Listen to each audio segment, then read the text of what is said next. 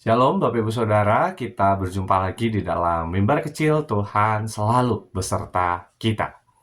Bapak Ibu Saudara, kita baru saja menutup serangkaian masa raya Natal dengan Minggu Epifani.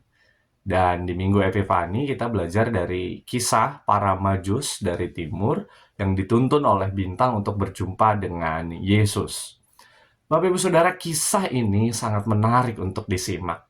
Kita bisa belajar bagaimana pengetahuan dan juga iman dapat berpadu dalam pencarian yang mendalam akan kebenaran. Para Majus yang tidak lain adalah para astronom menggunakan pengetahuan mereka untuk membaca bintang atau tanda-tanda di langit. Dan ketika sebuah bintang yang luar biasa itu muncul kepada mereka, mereka mengenali itu sebagai pertanda kelahiran seorang raja yang agung. Dalam Matius 2 ayat 2, dikisahkan para Majus bertanya, "Di manakah dia, raja orang Yahudi yang baru dilahirkan itu? Kami telah melihat bintangnya di timur, dan kami datang untuk menyembah dia." Bapak Ibu Saudara, pertama-tama kita belajar bahwa pengetahuan atau intelektualitas itu mempunyai peran sebagai petunjuk.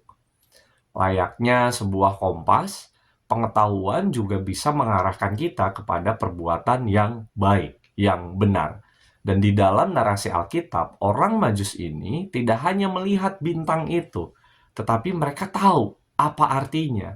Mereka paham apa maksud atau makna di balik bintang itu.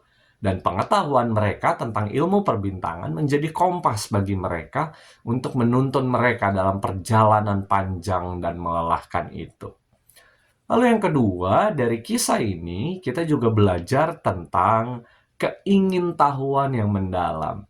Mereka, para Majus, tidak puas dengan hanya tahu, tetapi keingintahuan itu mendorong mereka untuk mencari lebih dalam, untuk menemukan makna di balik fenomena alam yang terjadi.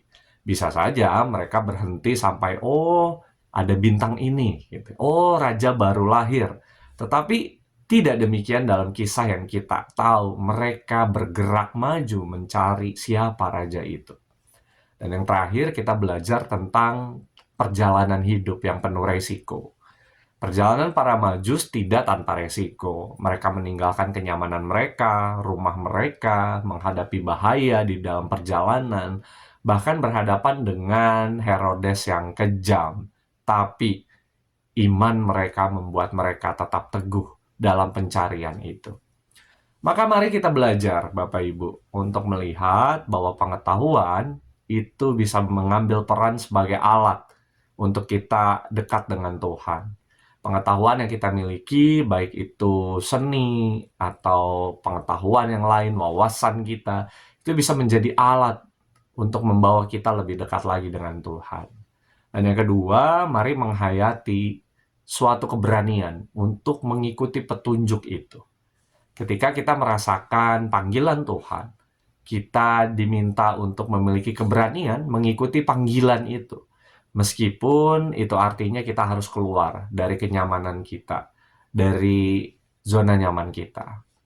Dan di era modern ini, di mana pengetahuan itu begitu mudah untuk diakses, kita seringkali terjebak dalam rutinitas dan lupa tentang hal-hal yang jauh lebih besar. Kisah para Majus mengingatkan kita bahwa ada lebih banyak hal di luar sana yang menunggu kita untuk kita temukan. Pertanyaannya, bagaimana saya menggunakan pengetahuan yang saya miliki, wawasan yang saya punya, untuk mendekatkan diri saya kepada Tuhan? Lalu yang kedua, apakah saya memiliki keberanian untuk mengikuti petunjuk Tuhan, untuk mengikuti panggilan Tuhan, meskipun itu artinya keluar dari zona nyaman saya? Selamat berjalan di tahun yang baru ini, dan juga selamat dituntun oleh Tuhan. Amin. Tuhan berkati kita. Mari kita berdoa.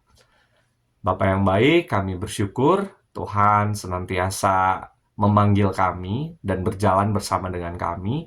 Ajar kami untuk menggunakan pengetahuan kami, wawasan kami untuk lebih dekat lagi dengan Tuhan, dan ajar kami juga untuk berani melangkah keluar dari kenyamanan kami, untuk akhirnya kami merasakan kehadiran Tuhan. Pimpin kami, sertai kami sepanjang tahun 2025 ini, dan kami berserah utuh kepada Tuhan. Di dalam Kristus Tuhan kami berdoa. Amin.